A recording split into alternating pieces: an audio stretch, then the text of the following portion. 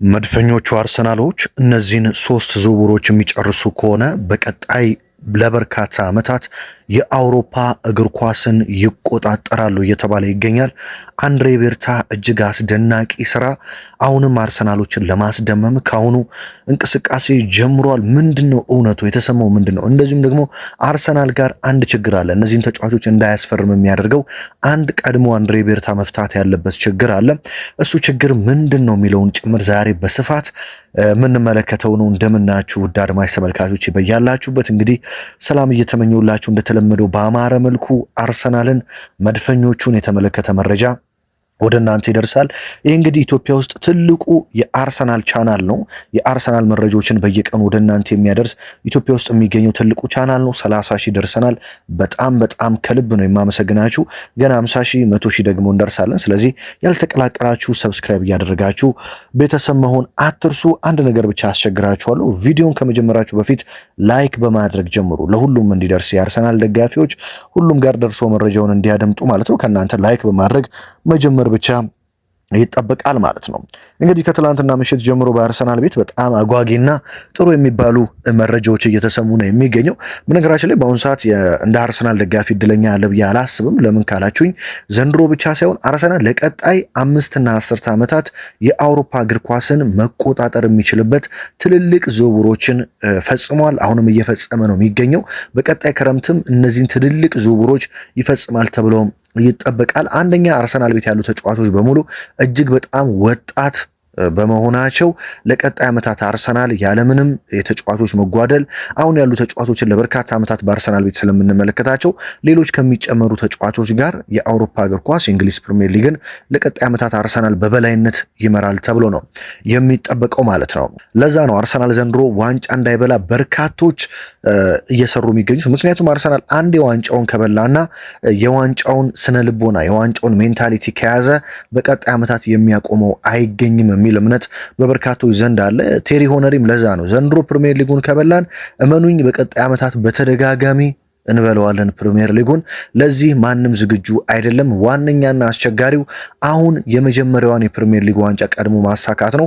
እሱን ካደረግን በቀጣይ ዓመታት ዋንጮች በሙሉ ወደ ካዝናችን በተደጋጋሚ ይመጣሉ ሲል ቴሪ ሆነሪ መናገሩን ታስታውሳላችሁ። እኔም በዚህ እስማማለሁ። ምክንያቱም አሁን ላይ ያለው የአርሰናል ስብስብ ለረጅም ዓመት አብሮ የሚጫወት ነው። በርካታ የረጅም ኮንትራቶችን ፈርመዋል ተጫዋቾች እነ ቡካዮ ሳካ፣ እነ ሳሊባ፣ እነ ማጋሌሽ፣ አሁንም ዴክላን ራይስ፣ ጁሪየን ቲምበር ለመፈረም ከጫፍ የደረሱ ተጫዋቾች ናቸው። እነ ዙሜንዲ ያሉ እነዚህን ስትመለከቱ አርሰናል ቤት ለረጅም ዓመታት ይህ ቡድን በሚገርም ብቃት ላይ ስለሚቀጥል ፔፕ ጋርዲዮላ በሲቲ ቤት ለ4-5 ዓመታት ላለፉት 10 ዓመታት እንደነገሰ ሁሉ አርሰናልን በሚቀጥሉት ዓመታት በፕሪሚየር ሊጉ ብቻ ሳይሆን በአውሮፓ መድረክም ይነግሳል ተብሎ ነው የሚጠበቀው ማለት ነው። እንግዲህ ወደ ዝውውሮቹ መረጃ ልውሰዳቸው። ትላንትና ምሽት እንግዲህ 3 መረጃዎች ነው የወጡት። አንደኛው ቀደም ብሎ የሚታወቅ ነው። ሁለቱ ግን አዳዲስና ትኩስ የዝውውር መረጃዎች ናቸው። የመጀመሪያው ተጫዋች ማን ነው? የፓሪስ ሰን ጀርሜኑ የመስመር ተጫዋች ኪቪቻ ክቫራትስኬሊያ ነው። ይህ ተጫዋች እንግዲህ ከትላንትና ምሽት ጀምሮ ታማኝ የሚባሉ የአርሰናል የመረጃ ምንጮች መድፈኞቹ ተጫዋቹን ወደ ኤምሬትስ ለማምጣት ከፈረንሳይ ከፍተኛ እንቅስቃሴ እያደረጉ እንደሆነ ተሰምቷል። አንድሬ ቤርታም ገና ካሁኑ የተጫዋቹን ወኪል ስለ ገንዘቡ፣ ስለ ዝውውሩ፣ ስላለበት ሁኔታ በሙሉ እየጠየቁ እንደሚገኙ ተሰምቷል። ታዲያ ተጫዋቹ ወኪሎች እንዳረጋገጡት ከሆነ ኪቪቻ ቀጣይ ክረምት ላይ ፓሪስ ሰን ጀርሜንን በመልቀቅ ወደ ሌላ ሊግ መዘዋወር ይፈልጋል። በተለይ ደግሞ ወደ ፕሪሚየር ሊግ መጥቶ መጫወት ትልቅ ህልሙ ነው። ከዚህ በፊት እንደምታውቁት በጣሊያን ናፖሊ ተጫውቷል። አሁን በፈረንሳይ ፓሪስ ሰን ጀርሜን እየተጫወተ ይገኛል። በቀጣይ መዳረሻ ወይ የስፔን ላሊጋ ወይ የእንግሊዝ ፕሪሚየር ሊግ ይሆናል ተብሎ ነው የሚጠበቀው። ተጫዋቹ በእርግጥ በርካታ ፈላጊዎች አሉት። ምክንያቱም የተጫዋቹ ብቃትና ጥራት ዝም ብሎ የሚጣል አይደለም። እጅግ ከፍተኛ ጥራት፣ እጅግ ከፍተኛ ኳሊቲ ያለው ተጫዋች ነው። ስለዚህ በበርካታ ቡድኖች ዘንድ ይፈልጋል። አርሰናል ግን ተጫዋቹን ይህንን የ25 ዓመት ተጫዋች ወደ እንግሊዝ ፕሪሚየር ሊግ ለማምጣትና የማርቲኔሊና የሊያንድሮ ትሮሳርድ ሁነኛ ተተኪ ለማድረግ እንግዲህ በከፍተኛ ሁኔታ እንደሚፈልግ ነው የተሰማው። ለዛ ነው አንድሬ ቤርታ በአሁኑ ሰዓት በማርቲኔሊና በትሮሳርድ በኩል ማን ያዋጣናል፣ የኒውካስትሉ እንግሊዛዊው ጎርደን ወይስ ደግሞ የፓሪስ ሰን ጀርሜኑ ኪቪቻ ክቫራትስኬሊያ ወይስ ሌሎች ተጫዋቾች በሚል በደንብ ገበያው ላይ እየፈለጉ ነው የሚገኙት። ብዙዎች ከጎርደን ይልቅ ክቫራትስኬሊያ ቢመጣ ለአርቴታ ጮት በሚገባ የሚሆንና የአርሰናልን ይሄ ዊክ የሚባለው ደካማ የሚባለውን የትሮሳርድና የማርቲኔሊን ክፍል በሚገባ ማሻሻል የሚችል ተጫዋች ነው በሚል እሱ ላይ አርሰናል ትኩረት እንዲያደርግ እያሳሰቡ ነው የሚገኘው። ታዲያ ትላንትና ምሽት እንደወጡ መረጃዎች አንድሬ ቤርሳ የተጫዋቹን ጉዳይ በቅርበት እየተከታተሉ ይገኛሉ። የክረምቱ የመጀመሪያ ሊስት ውስጥ በዝውውር መስኮቱ የመጀመሪያ ሊስት ውስጥ ከሚገኙ ተጫዋቾች አንዱ እሱ እንደሆነ ተገልጿል ማለት ነው። ሁለተኛውና እኔ በግሌ የአርሰናልን ማሊያ ለብሶ ሲጮት ማየት የምፈልገው አርሰናልን ወደ ሌላ ደረጃ ወደ ሌላ ከፍተኛ ደረጃ ያሸጋግራል ብዬ የማምነው አርጀንቲናዊው የአትሌቲኮ ማድሪዱ አጥቂ ጁሊያን አልቫሬዝ ነው። አርሰናል አልቫሬዝን እጅግ አጥብቆ ይፈልገዋል። ባለፈው ክረምትም በጣም ሙከራ አድርጎ እንደነበር ይታወቃል። ነገር ግን ተጫዋቹ ያለፈውን ዓመት በዛው በአትሌቲኮ ማድሪድ ለመቆየት መወሰኑ የሚታወስ ነው። አርሰናል አርቴታ በጣም አድናቂው ነው የጁሊያን አልቫሬዝ። ለነገሩ በአሁኑ ሰዓት የአልቫሬዝ አድናቂ ያልሆነ ተጫዋች አሰልጣኝ አለ ብዬ አላስብም። ምክንያቱም ተጫዋቹ እጅግ ከፍተኛ ጥራት ያለው አጥቂ እንደሆነ በሲቲ ቤትም እያለ ይታወቃል። አሁን ደግሞ በአትሌቲኮ ማድሪድ ቤትም ምን አይነት አስደናቂ አጥቂ እንደሆነ ለዓለም እያሳየ ነው የሚገኘው ማለት ነው። ታዲያ አርሰናል በቀጣዩ ክረምት ሁነኛ አጥቂው አድርጎ ለማስፈረም ጁሊያን አልቫሬዝን አስቧል። ምክንያቱም ይሄ በጣም ወጣት ተጫዋች ነው፣ ለረጅም ዓመት ግልጋሎት መስጠት የሚችል ተጫዋች ነው። እንደነ ቪክተር ዮኮሬሽ ያሉ ተጫዋቾች እድሜያቸው እየገፋ እያረጁ የመጡ ተጫዋቾች ነው የሚሆኑት። በቀጣይ 1-2 ዓመታት ውስጥ እነ ዮኮሬሽም እድሜያቸው እየሄደ ስለሚመጣ ሁነኛ የሆነ ለረጅም ዓመታት ከአርሰናል ስብስብ ጋር በኩል እድሜ ያለ ጥራት ያለው አጥቂ ይፈልጋል። ስለዚህ ጁሊያን አልቫሬዝ ዋነኛ ተተኪና የአርሰናል የቀጣይ ቁጥር 1 አጥቂ እንዲሆን አርቴታና አንድሬ ቤርታ በጥብቅ እንደሚፈልጉ ነው የተሰማው። በእርግጥ ጁሊያን አልቫሬዝን የስፔኑ ክለብ ባርሴሎና በጣም በጥብቅ ይፈልገዋል። ተጫዋቹም ለባርሴሎና የመጫወት ፍላጎት አለው ሲሉ የስፔን ሚዲያዎች ይዘግባሉ። ነገር ግን ችግሩ ምንድነው? እዚህ ጋር ተጫዋቹ እጅግ በጣም ውድ ነው። ከ100 ሚሊዮን ፓውንድ በላይ እንደሚጠየቅበት ነው የሚጠበቀው። ታዲያ ባርሴሎና ካለበት የፋይናንስ ችግር ለዚህ ተጫዋች ይህን ያህል ገንዘብ ያወጣል ተብሎ አይጠበቅም። አርሰናል ይህንን ተጫዋች ከባርሴሎና ጋር በደንብ መፎካከር የሚችል ከሆነ ወደ እንግሊዝ ፕሪሚየር ሊግ ማምጣትና የአርሰናልን ማሊያ እንዲለብስ ሊያደርገው ይችላል። ተጫዋቹ ከዚህ በፊትም በፕሪሚየር ሊግ የተጫወተና ልምድ ያለው ተጫዋች ስለሆነ ፕሪሚየር ሊጉ ይከብደዋል ተብሎ አይጠበቅም። ስለዚህ መድፈኞቹ የዚህን ተጫዋች ወኪሎችም ከአሁኑ እያነጋገሩና ለቀጣይ ዓመት እንዴት አድርገን ወደ አርሰናል ማምጣት እንችላለን በሚለው ጉዳይ እየሰሩ እንደሚገኝ ተሰምቷል ማለት ነው። እዚህ ጋር እንግዲህ አንድ ችግር አለ፣ አርሰናልን የገጠመው ችግር ተጫዋቾችን በከፍተኛ ገንዘብ እንዳያመጣ ማለት ነው። እሱን ከማንሳት በፊት ሶስተኛው ተጫዋችን ስናነሳ ሶስተኛው ተጫዋች ደግሞ ማን ነው? የኒውካስሉ ተጫዋች ቶናሊ ነው። ቶናሊ እንግዲህ በአርሰናል በጣም ይፈልጋል። አርቴታ ከድሮም በጣም የሚያደንቀው የሚወደው ተጫዋች ነው። ነገር ግን ምንድነው የቶናሊ ጉዳይ በፕሪሚየር ሊግ ሌሎች 2 ክለቦችም ይፈልጋል። በማንቸስተር ዩናይትድም በማንቸስተር ሲቲም በጥብቅ ይፈልጋል። አርሰናል ተጫዋቹን ማምጣት ቢፈልግም ያን ያህል ከፍተኛ ገንዘብ ለቶናሊ ማውጣት አይፈልግም። ነገር ግን ሁነኛ ተጫዋች እንደሆነ ያምናል። በቶናሊ ጉዳይም ቶናሊ በተለይ እሽታውን የሚሰጥ ከሆነ ያን ያህል በጣም ውድ ገንዘብ የማያስወጣ ከሆነ መድፈኞቹ እሱን ለማምጣት ይፈልጋሉ። እዚህ ጋር ወደ አርሰናል ምንድነው የገጠመው ችግር በዝውውር ጉዳይ የሚለውን ስናነሳ የፋይናንሻል ፌር ፕሌይ ጉዳይ አርሰናል ላይ ሊነሳ ይችላል። ይህም ምንድነው? መድፈኞቹ ባለፈው ዓመት በርካታ ተጫዋቾችን እንዳስፈረሙ ይታወቃል። ብዙ ገንዘቦችን አውጥተዋል ለተጫዋቾች ዝውውር። ስለዚህ በቀጣይ ዓመት ብዙ ገንዘቦችን በማውጣት ተጫዋቾችን ከማስፈረማቸው በፊት ተጫዋቾችን መሸጥ ጭምር አለባቸው። ስለዚህ ይህንን ጉዳይ አንድሬ ቤርታ በጣም በጥልቀት በብልጠት መፍታት ያለባቸው ጉዳይ ነው። በእርግጥ አርሰናል ቤት የሚሸጡ በጣም ብዙ ተጫዋቾች አሉ በሚመጣው ክረምት። ለምሳሌ ያህል አጥቂው ብራዚላዊው ጋብሪኤል ጄሱስን ማንሳት ይቻላል።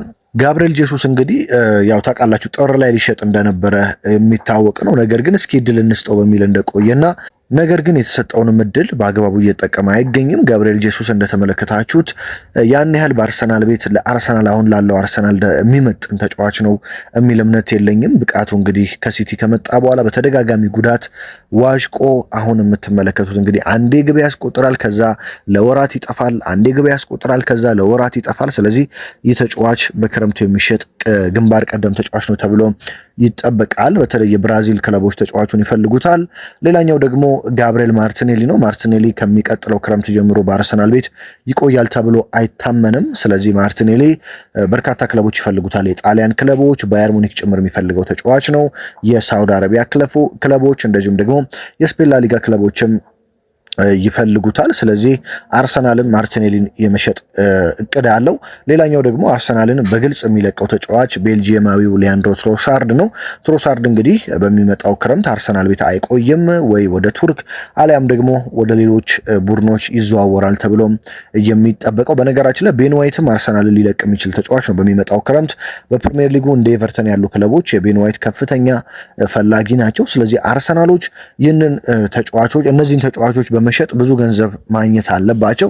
እነዚህን ሽጠው ገንዘብ የሚያገኙ ከሆነና ፋይናንሻል ፌር ፕሌውን በደንብ አድርገው ማስተካከል የሚችሉ ከሆነ ጁሊያን አልቫሬዝም ሆነም ኪቪቻ ክቫራትስኬሊያ እንደዚሁም ቶናሊን በየትኛውም ገንዘብ የማምጣት እድል ይኖራቸዋል። በተለይ አርሰናል እንደምታውቁት ባለፉት ዓመታት በርካታ ገንዘቦችን ሰርተዋል። በአውሮፓ ሻምፒዮንስ ሊግ፣ በፕሪሚየር ሊግ፣ በማስታወቂያ አሁንም ዘንድሮ ሻምፒዮንስ ሊግ እያለፈ በሄደ ቁጥር በየጨዋታው እንግዲህ በርካታ ሚሊዮን ዶላሮችን በርካታ ሚሊዮን ፓውንዶችን እያገኘ ነው የሚገኘው። ስለዚህ እነዚህን ገንዘቦች ለሚመጣው ክረምት ለተጫዋቾች ዝውውር ያፈሰዋል ተብሎ ይጠበቃል። እዚህ ጋር መድፈኞቹን አንድ ትልቅ ነገር ይረዳቸዋል ተብሎ ነው የሚጠበቀው። በተለይ አርሰናል የዘንድሮን የፕሪሚየር ሊግ ዋንጫ ማሳካት የሚችል ከሆነ ከፕሪሚየር ሊጉም ባለፈ ደግሞ የአውሮፓ ሻምፒዮንስ ሊግን ጭምር በለስ ቀንቶት ማምጣት የሚችል ከሆነ በርካታ ከዋክብቶች ለአርሰናል እሺ ማለት እድል ይኖራቸዋል። አርሰናልም የጠየቀውን ተጫዋች የማግኘት እድል ይኖረዋል። እንደምታውቁት በአሁኑ ሰዓት አርሰናል የአውሮፓ ምርጡ ቡድን እንደሆነ ሁሉም ተጫዋቾች ሁሉም አሰልጣኞች ይመሰክራሉ። ስለዚህ በዚህ ምርጥ ቡድን ውስጥ መጥተው መጫወት በጥብቅ ነው የሚፈልጉት ሁሉም ተጫዋቾች። ስለዚህ የፕሪሚየር ሊግ ዋንጫን እንደዚሁም ደግሞ ሻምፒዮንስ ሊግ ዋንጫን ማምጣት የሚቻል ከሆነ ዘንድሮ ተጫዋቾችን በቀላሉ ማሳመንና የአርሰናል ተጫዋች ማድረግ የሚቻልበት ደረጃ ላይ ይደረሳል ማለት ነው። ስለዚህ በእርግጥ ሌላኛውም ተጫዋች ሌቭራሜንቶ እንደዚሁም ደግሞ የቦርንማውዙንም ተከላካይ ሄሜንዝንም አርሰናል ለማምጣት ይፈልጋል። ነገር ግን ስለነሱ ተጫዋቾች በደንብ ግልጽ መረጃ አልወጣም። በተለይ ስለ ሌቭራሜንቶና ስለ ቦርንማውዙ ተከላካይ ጥልቅ መረጃዎች ሲወጡ በነገው የመረጃ ጥንክሬ ወደ እናንተ በስፋት ስለነሱ ሁለቱ ተጫዋቾች ደግሞ የማደርስ ነው የሚሆነው ማለት ነው። እንግዲህ አርቴታ እንደተናገረው ከሆነ በቅርቡ ታስታውሳላችሁ እኔና አንድሬ ቤርታ እየሰራን ያለነው ለ1-2 ዓመታት አርሰናል ዋንጫ እንዲያሳካ ብቻ አይደለም። እኛ እየሰራን የምንገኘው ለቀጣይ በርካታ ዓመታት የአውሮፓን እግር ኳስ ለመቆጣጠር ነው ሲሉ ተናግረው ነበረ። ስለዚህ ይህንን በግልጽ የሚያስረዳ ስትራቴጂ ነው በአርሰናል ቤት እየተመለከትን የምንገኘው። አንደኛ ያሉትን በጣም ምርጥ የሚባሉ ወጣት ተጫዋቾችን ውል ማራዘም ስራ ነው። በርካቶች አራዝመዋል፣ ሌሎች በርካቶችም ይቀጥላሉ ተብሎ ነው የሚጠበቀው። በተለይ በቅርቡ የሚጠበቀው የዴክላን ራይስ ነው። ዴክላን ራይስ በነገራችን ላይ ለረጅም ዓመታት ነው በአርሰናል ቤት ይቆያል ተብሎ እየተነገረ የሚገኘው። ለቀጣይ 5 ዓመታት በአርቴታና በአርሰናል ስር የሚያቆየውን ኮንትራት ለመፈረም ከጫፍ እንደደረሰ ተሰምቷል። ደሞዙም ይጨመርለታል። ከፍተኛ ተከፋይ ይሆናል በአርሰናል ቤት ውስጥ ልክ እንደነ ቡካዮ ሳካ ማለት ነው። ስለዚህ እነዚህን ተጫዋቾች ውል ማራዘም በራሱ አርሰናል ምን ያህል የረጅም ጊዜ እቅድ እንዳለው ትረዳላችሁ። አሁን ደግሞ እየተባሉ የሚገኙትን ተጫዋቾች ወጣት ናቸው በጣም እነ ኪቪቻ የ25 ዓመት ወጣት ነው። እነ ጁሊያን አልቫሬዝ አይ ቲንክ 22-23 ዓመት ላይ የሚገኝ ይመስለኛል። አሁን እነዚህ ተጫዋቾች ታዲያ ወደ አርሰናል መጥተው ለረጅም ጊዜ አብረው ከነ ራይስ ከነ ሳካ ከነ ሳሊባ እና ማጋሌሽ ጋር ጭምር ለበርካታ ዓመታት መቆየት የሚችሉ ከሆነ አርሰናል የአውሮፓ እግር ኳስን ዶሚኔት አድርጎ የበላይ ሆኖ የማይቆጣጠርበት ምንም ምክንያት የለም። በተለይ ደግሞ ሌላ ከነዚህ ተጫዋቾች ውጪ መሃል ላይ የዴክላን ራይስ ሁነኛ ተተኪ የሆኑ ተጫዋቾችን ማምጣት ይፈልጋል። እንደነ ቶናሊ ያሉ ተጫዋቾች በአርሰናል ስም ዝርዝር ውስጥ ይገኛሉ። ሌሎች በርካታ ተጫዋቾች በአርሰናል ስም ዝርዝር ውስጥ አሉ። አርሰናል መሃል ሜዳ ላይም የራይስ ሁነኛ ተተኪን፣ የዙሜንዲ ሁነኛ ተተኪን እንደዚሁም ኦዴጋርድና ኤዜ ቢኖሩም ሌላም ተጨማሪ ተጫዋች ማምጣት ይፈልጋል።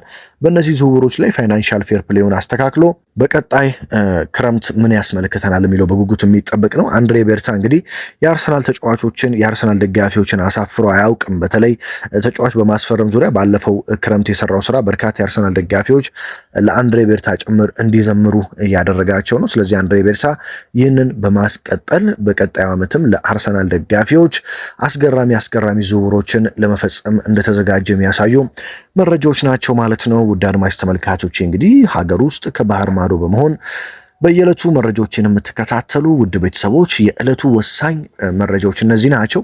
የትኛው ተጫዋች ቢመጣ እናንተ ደስ ይላችኋል? የማን አድናቂ ናችሁ? የጁሊያን አልቫሬዝ፣ የክቫራትስኬሊያ፣ የቶናሊ ወይስ የሌሎች ተጫዋቾች ማን ወደ አርሰናል ቢመጣ ከፍተኛ ጥቅም ይሰጣል የሚለውንም የእናንተን አስተያየት ኮመንት ላይ እንድታስቀምጡልኝ በአክብሮት እጋብዛችኋለሁ ማለት ነው። ታዲያ በሌላ መረጃ በሌላ ጥንክር ደግሞ ሌሎች የዝውውር መረጃዎችም ስለነ የጠይቃችሁ ስለነ ሊቨራሜንቶ የመሳሰሉ ተጫዋቾችም በስፋት በቀጣዩ ጥንክር ወደ እናንተ የማደርስ ነው የሚሆነው ማለት ነው።